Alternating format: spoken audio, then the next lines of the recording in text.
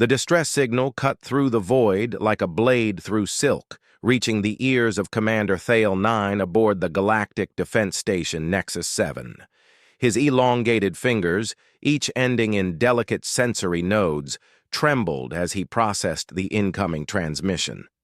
The holographic display flickered to life, revealing the desperate face of Captain Zyrex from the mining colony of Kepler 442b.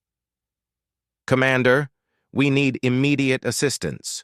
Zyrex's voice cracked with exhaustion. "The Vorthak Dominion has broken through our outer defenses.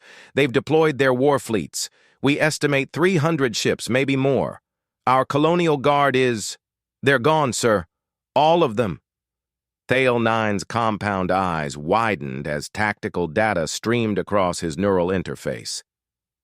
The Vorthak Dominion, a ruthless empire known for enslaving entire species and strip-mining worlds until nothing remained but barren rock. They had been expanding aggressively for the past decade, but attacking a colony under galactic defense protection was an act of war.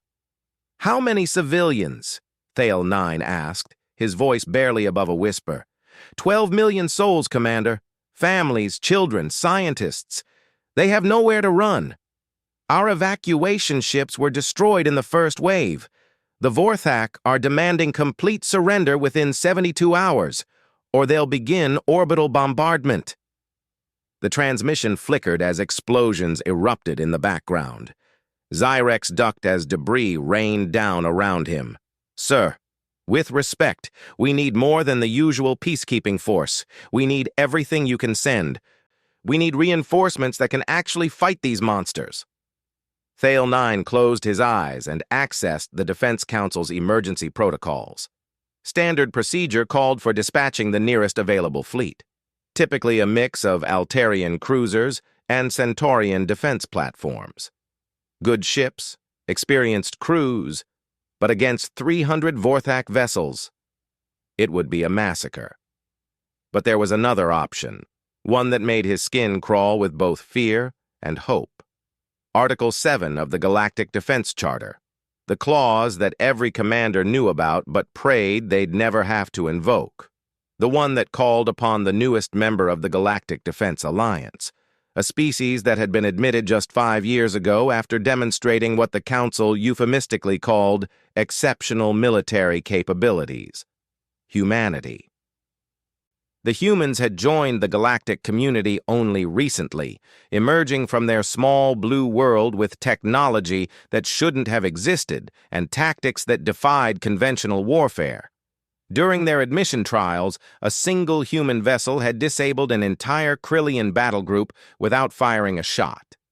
Their negotiator, a soft-spoken woman named Admiral Chen, had simply smiled when asked how they'd accomplished it and said, "We asked nicely."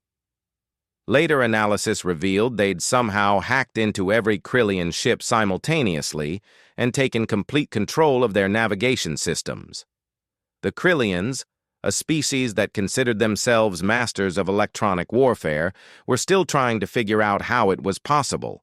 But it wasn't just their technology that unsettled the galactic community, it was their attitude.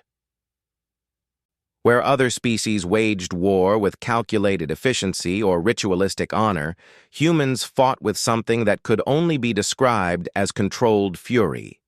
They didn't just defeat enemies, they systematically dismantled them, both physically and psychologically, until resistance became unthinkable. The Galactic Council had debated for months whether to accept humanity's application. Some argued they were too dangerous, too unpredictable. Others pointed out that having them as allies was far preferable to having them as enemies. The deciding factor had been a recording from humanity's own history, their response to an attack on their civilians during something called World War II. The methodical, implacable campaign that followed had convinced even the most skeptical council members that humanity's protective instincts made them ideal defenders. Thale 9's fingers hovered over the emergency beacon. Once activated, there would be no going back. Humanity would respond. Of that he was certain. But what they would bring, what they would do, that was the unknown factor that made his respiratory organs flutter with anxiety. The transmission from Kepler 442b crackled again. This time it was a child's voice, barely audible over the static. "Mama, why are the bad ships getting closer?" Thale 9 activated the beacon. The signal raced across space-time, riding quantum entanglement waves toward Earth at speeds that bent the laws of physics. It carried with it not just a request for aid, but the weight of 12 million lives hanging in the balance. On Earth, in the depths of the Terran Defense Command bunker buried beneath the Swiss Alps, Admiral Sarah Chen received the signal while reviewing deployment schedules for the Third Fleet. The same woman who had smiled at the Krillians now sat in silence, reading the tactical report from Kepler 442b with growing intensity. Her aide, Colonel Martinez, peered over her shoulder at the data. 300 Vorthak ships? That's their largest battle group we've seen. Should I alert the Second Fleet? Chen shook her head slowly, her eyes never leaving the display. No. Signal the Prometheus Group. Full deployment authorization. Tell them to bring everything. Martinez's face went pale. The Prometheus Group wasn't part of the regular fleet structure. They were the ones humanity sent when the gloves came off, when diplomacy failed and mercy became a luxury no one could afford. "Ma'am, are you certain? The Prometheus Group hasn't been deployed since—" He trailed off, unwilling to voice the name of the conflict that had ended with an entire star system being declared a dead zone. "Colonel!" Chen's voice carried the weight of absolute authority. 12 million civilians are about to die. The Vorthak Dominion has made it clear they don't respond to reasonable requests. So we're going to ask them unreasonably." She turned to face him, and Martinez saw something in her eyes that reminded him why humanity had earned its fearsome reputation among the stars. It wasn't cruelty or bloodlust. It was something far more dangerous. The cold, calculating patience of a species that had spent millennia perfecting the art of warfare. Send a priority message to the Dominion Fleet Command. Inform them that Earth has received a request for assistance under Article 7. Give them exactly 1 hour to withdraw all forces from Kepler 442b and its surrounding space.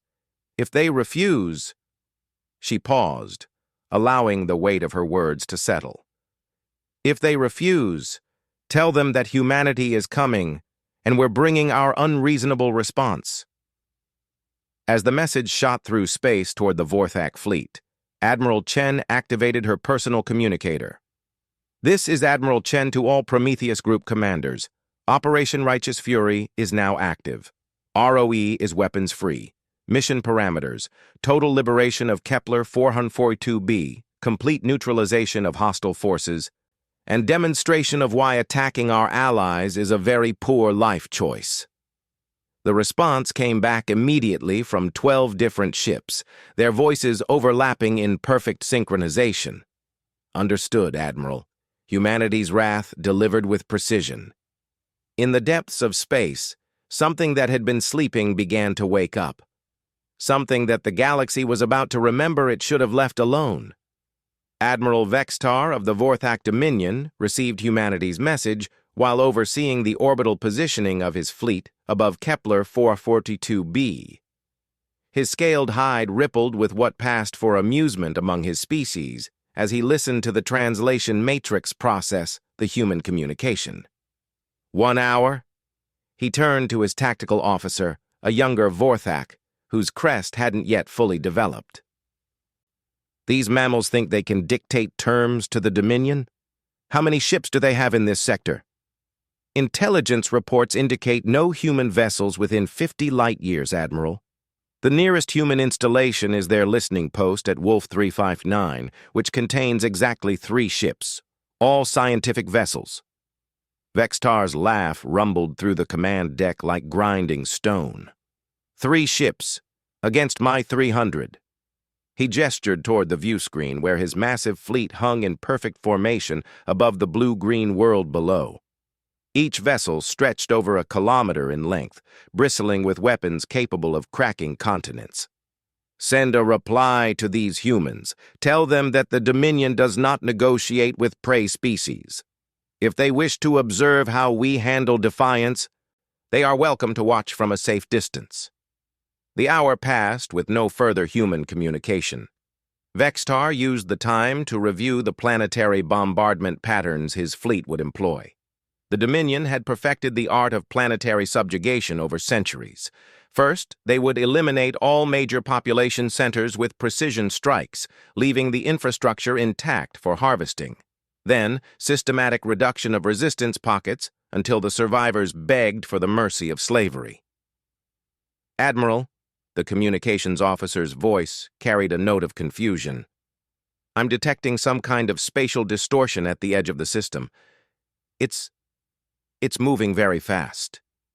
Vextar's attention snapped to the long-range sensors. What he saw made his blood run cold. Space itself seemed to be folding, twisting in ways that hurt to look at. And from that twisted space, something was emerging. The first ship that materialized was unlike anything in the Vorthak database. Sleek where their vessels were angular, smooth where theirs were armored, it seemed to absorb light rather than reflect it. But it was the way it moved that truly unnerved Vextar. Most ships, even at combat speeds, moved with a certain predictability. This human vessel flowed through space like liquid death, its course constantly shifting in patterns that made targeting impossible.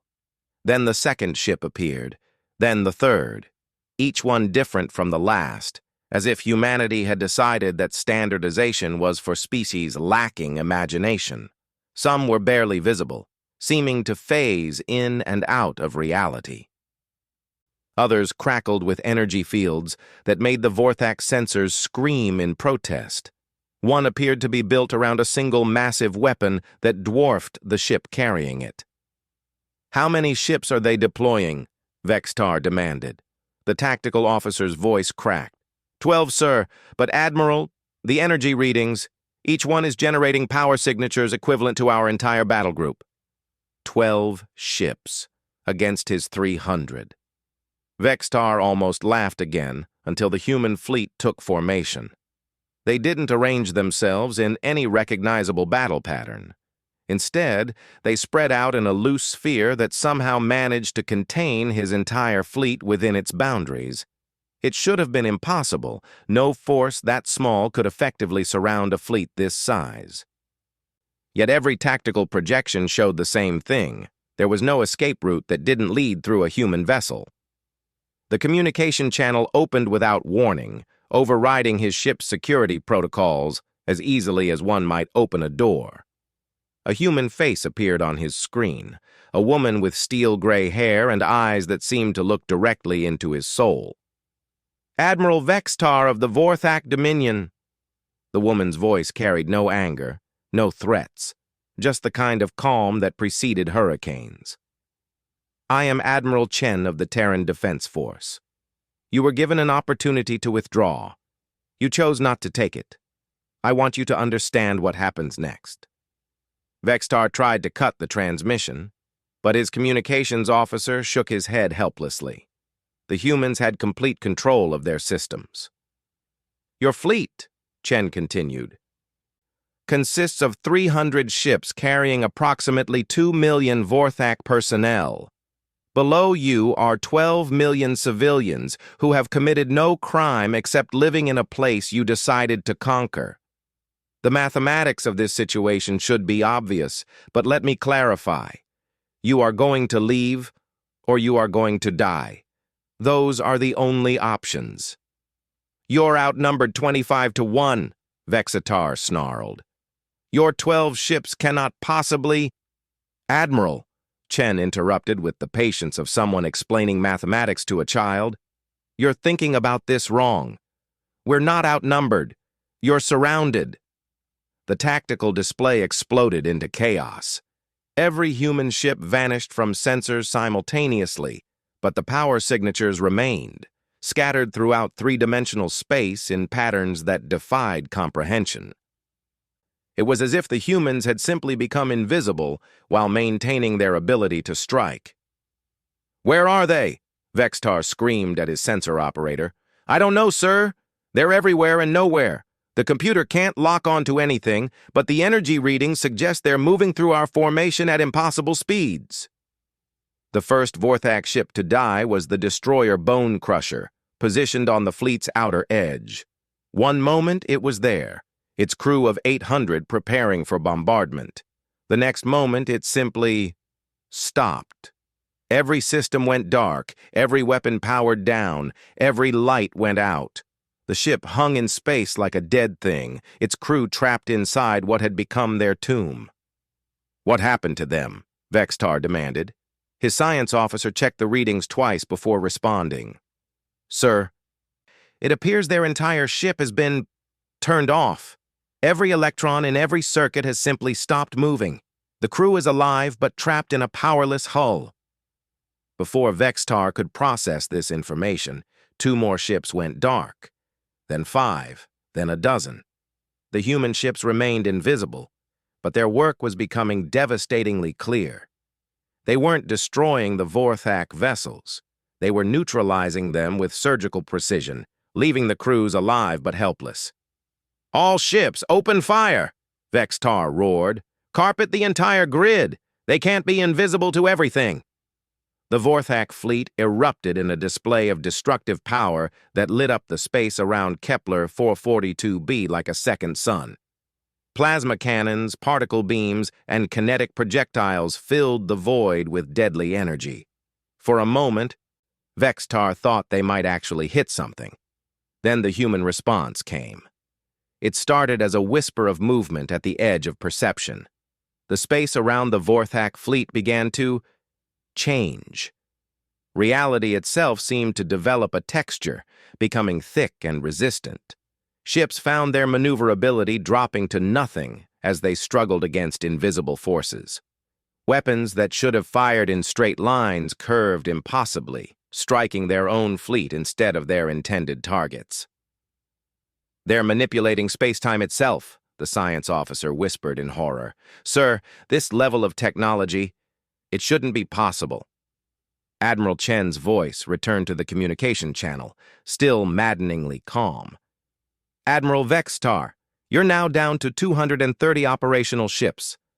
Your weapons are proving ineffective against technology you don't understand, and your crews are beginning to panic. I'm going to offer you one final chance to withdraw with your lives and dignity intact." On the tactical display, more Vorthak ships were going dark every few seconds. Not destroyed, not damaged, simply rendered inert by methods beyond Vorthak comprehension. The human fleet remained invisible, untouchable, seemingly everywhere at once. "This is impossible," Vextar muttered, staring at the display where his mighty fleet was being systematically neutralized by an enemy he couldn't even see. 300 ships can't lose to 12. "Admiral," Chen's voice carried a note of something that might have been sympathy, "you're still thinking about this in terms of numbers. Let me ask you a question. How many ships does it take to move a star?" Before Vextar could answer, one of the human vessels materialized directly in front of his flagship. Not decloaked, materialized, as if it had simply decided to exist in that particular location. It was smaller than his command ship, more elegant, with lines that seemed to flow like water frozen in metal. But the weapon systems were aimed directly at his bridge. "The answer," Chen continued, "is one, if you know how to ask politely." As if to demonstrate her point, the star that Kepler 442b orbited flickered. Just for a moment, just barely perceptible, but it flickered. Every Vorthak on every ship felt it in their bones. The subtle shift that meant something had just reached out and touched their sun. Vextar's hands trembled as he realized what he was really facing. This wasn't a battle between fleets. This was a species that had learned to negotiate with the fundamental forces of the universe itself, and those forces were apparently willing to listen. For the first time in his military career, Admiral Vextar of the Vorthak Dominion did something that went against every instinct in his warrior's soul. He surrendered. The surrender of Admiral Vextar marked the beginning of something the galaxy had never witnessed before, humanity's unreasonable response in full display. What followed wasn't just the liberation of Kepler 442b. It was a systematic demonstration of why threatening human allies was a mistake that entire civilizations might not survive. Captain Zyrex stood in the communications center of his ruined colony, watching through the reinforced windows as the human ships descended from orbit. Unlike the angular, intimidating vessels of most species, the human ships moved with an organic grace that made them seem almost alive. The largest one, which Admiral Chen had identified as the UES Prometheus, settled onto the colony's main landing pad with barely a whisper of displaced air. "Sir," his communications officer called out, "we're receiving a transmission from the human flagship." Admiral Chen's image appeared on the screen, but now Zyrex could see her clearly. She was smaller than most galactic species, with graying hair and lines around her eyes that spoke of wisdom earned through experience. Her uniform was simple, practical, without the ornate decorations that most military leaders favored.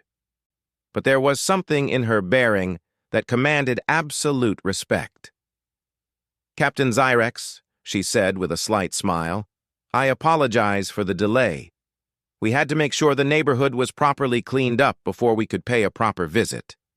Zyrex gestured toward the orbital display, where the dark hulks of neutralized Vorthak ships hung like monuments to human efficiency. "Admiral, what you've accomplished here. In my species' history, we have no record of such a decisive victory with so little loss of life."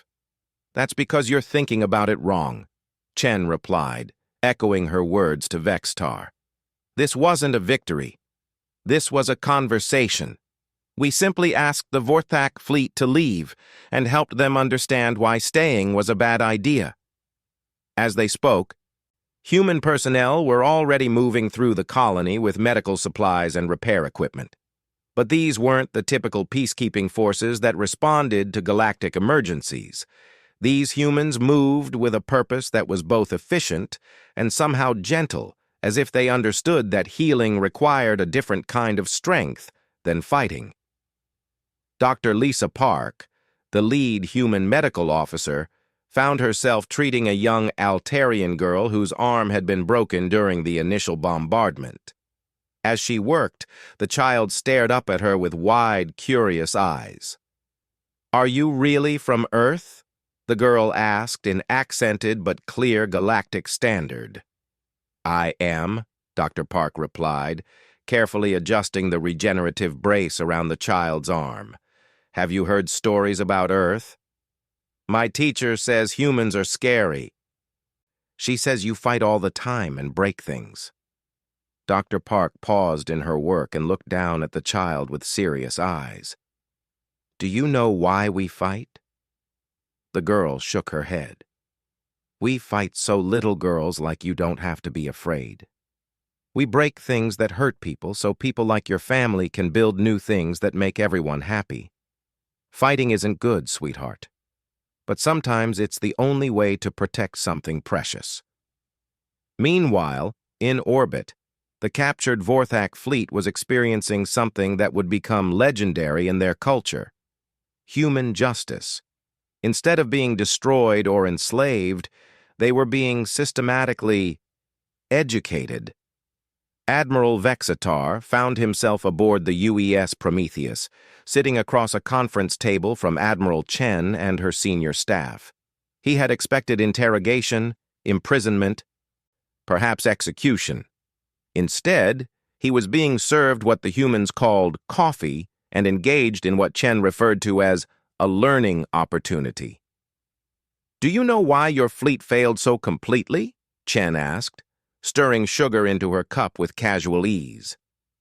Vextar's pride warred with curiosity. "Your technology is beyond our understanding.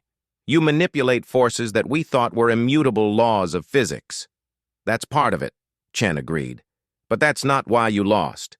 You lost because you fundamentally misunderstood what you were fighting." She activated a holographic display showing the Vorthak formation during the battle. You brought 300 ships to conquer a world. You saw 12 million civilians and thought, resources to be harvested. You saw our 12 ships and thought, easy targets. But you never asked yourself the important question, which was, why would a species capable of manipulating space-time itself bother to join a galactic alliance dedicated to protecting other species? What could we possibly gain from that arrangement? Vextar considered this. It was true that the Dominion had never understood humanity's motivations. Most species joined the Galactic Defense Alliance for protection or trade benefits. But humanity had needed neither when they applied for membership. We joined, Chen continued, because we learned something very important in our own history. The strongest civilizations aren't built on conquest or domination. They're built on the principle that everyone deserves a chance to reach their potential. When you threaten that principle, you're not just fighting our ships or our weapons, you're fighting an idea that we've decided is worth dying for. She leaned forward, and Vextar saw something in her eyes that was far more terrifying than anger or hatred. He saw certainty, complete, unwavering certainty. But here's what really confuses us about your species, Admiral. Your own historical records show that the Vorthak were once explorers, scientists. You built beautiful cities and created art that moved hearts across the galaxy. What happened to that culture? Vexitar felt something crack inside his chest.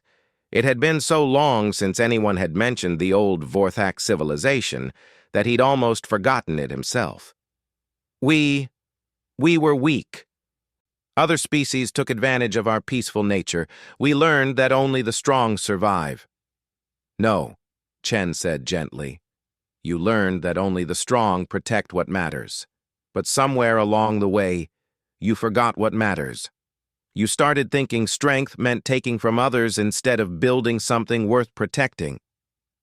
Over the following days, something unprecedented occurred. The human fleet didn't just restore Kepler 442b, they improved it. Human engineers worked alongside colonial technicians to build better infrastructure. Human doctors trained local medical personnel in techniques that would prevent future casualties. Human educators established exchange programs that would strengthen the colony's connections to the broader galactic community. But it was what they did with the Vorthak prisoners that truly shocked the galaxy. Instead of imprisonment or exile, the humans offered them a choice. Any Vorthak who wished to return to their empire would be given safe passage home. But those who wanted to learn about the human way would be welcomed as students, given the chance to study human technology, philosophy, and culture. To everyone's surprise, including their own, nearly half the Vorthak fleet chose to stay. Commander Thaele 9, monitoring these developments from Defense Station Nexus 7, struggled to process what he was witnessing. In his species' experience, conquering forces either destroyed their enemies or enslaved them. The idea of converting them through education and example was so alien that his translators kept insisting there must be an error in the human communications. Sir, his aide interrupted his thoughts. We're receiving reports from across the sector. 17 different worlds have reported that their local conflicts have suddenly stopped. Stopped? What do you mean, stopped? Word of what happened here has spread, Commander. Species that have been fighting over territory, resources, trade routes. They're all requesting human mediation instead of continuing their wars. It's as if the entire sector has decided that negotiating with humans is preferable to finding out what happens when you don't. Thaele 9 reviewed the reports with growing amazement. The Krillian-Mendothi border dispute that had raged for 3 decades? Resolved overnight when both sides asked for human arbitration? The resource war between the Zeltrid Confederacy and the Morlac Republic? Ended when both species requested human protection under the expanded interpretation of Article 7. On Earth, Admiral Chen sat in her office reviewing these same reports. Her aide, Colonel Martinez, stood beside her with an expression of barely controlled awe. Ma'am, the political implications of this are staggering. Half the galaxy is requesting human protection or mediation.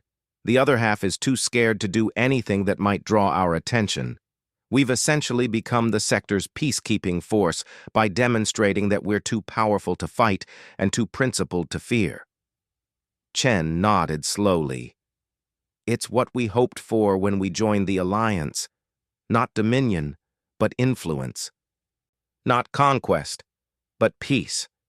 She turned to look out the window at Earth's blue sky, thinking about a conversation she'd had with the President before the Kepler 442b mission. They had known this moment would come eventually, when humanity's true capabilities became known to the galaxy. The question had been how to use that knowledge responsibly. Colonel, send a message to the Galactic Defense Council. Inform them that humanity is prepared to expand our protection protocols. Any species that requests our aid under Article 7 will receive it, regardless of their political affiliations or past conflicts. But make sure they understand the terms, which are the same terms we've always operated under. We protect those who cannot protect themselves. We stop conflicts that threaten innocent lives. And we respond to aggression against our protectorates with the full weight of human displeasure. Chen smiled, and Martinez was reminded again why their enemies found that expression so unsettling. Let the galaxy know that we ask nicely for peace. Now we're prepared to ask unreasonably for it. As the message spread across the galaxy, carried by quantum entanglement networks and hyperspace beacons, a new age began. Not an age of human dominion, but an age where the simple phrase, "humanity is coming," became synonymous with hope for the oppressed and terror for the oppressor. In the ruins of what had once been the Vorthak fleet, Admiral Vextar sat in a human classroom learning about something called restorative justice. Around him, his former officers studied human engineering, human medicine, human philosophy. They were learning to build instead of destroy, to protect instead of conquer. And in the depths of space, the human fleet maintained its vigilant watch, ready to respond when the galaxy called for aid. Ready to demonstrate once again why asking humanity for help was the best decision a species could make, and why threatening humanity's friends was the worst.